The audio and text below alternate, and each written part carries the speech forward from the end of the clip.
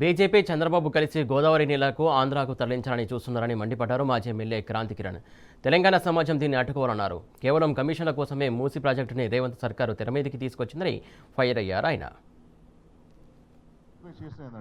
తెలంగాణ కోసమైనా ఉన్న వనరులని ఎట్లా పాడుకుందామని ప్రయత్నం చేద్దాం. మనము బీజేపీ చంద్రబాబు నాయుడు కలిసి బనకచర్ల పేరుతోని తెలంగాణలో మన వాటాను కూడా ఆంధ్ర ప్రాంతానికి తరలించే ప్రయత్నం చేస్తున్నారు.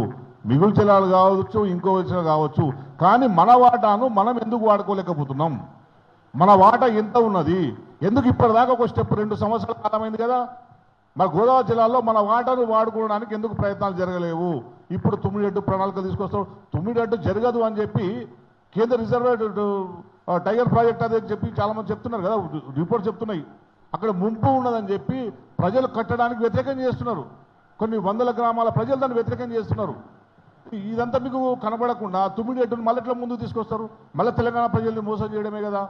సో ఇవన్నీ ప్రయత్నాలని అందరం కూడగట్టి అందరం కూడా తెలంగాణ సంఘాలు ఎవరైతే ఉన్నాయో, తెలంగాణ ఉద్యమంలో పనిచేసినారో, ఏదేదైతే రాజకీయ పార్టీలు ఉన్నాయో అందరు కలిసి ఓపెన్ మైండ్తో దయచేసి కేసీఆర్ కట్టింది కనుక దాన్ని వ్యతిరేకిద్దామని చెప్పి ఇంకోసారి అప్పుడు అనుకోకుండా ఎక్స్పర్ట్ వద్దన్నారు కనుక కట్టిరు కదా అనేది కాకుండా కట్టిన తర్వాత ఆ ప్రాజెక్టు ఉపయోగంలోకి వస్తుందా రాదా, ఎట్లా ఉపయోగంలోకి తీసుకొస్తాము, ఎట్లా ఉపయోగిస్తే బాగుంటుందని ఆలోచిస్తే బాగుంటుంది అని చెప్పి నేను అందరికీ కూడా ఈ సందర్భంగా తెలియజేసుకుంటూ, నువ్వు ఫస్ట్ మూసిలో నీళ్ళు ఎట్లా వాడుకుంటామో ఆ జ్ఞానం లేదు, దానికి సంబంధించిన ప్రణాళిక లేవు.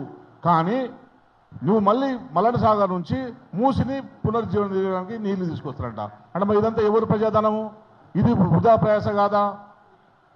చెయ్యాలి.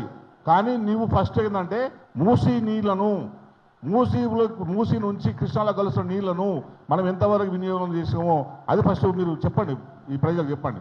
ప్రజలు తీసుకొచ్చి తర్వాత మల్లన్న సాగర్ నుంచి తీసుకోనండి.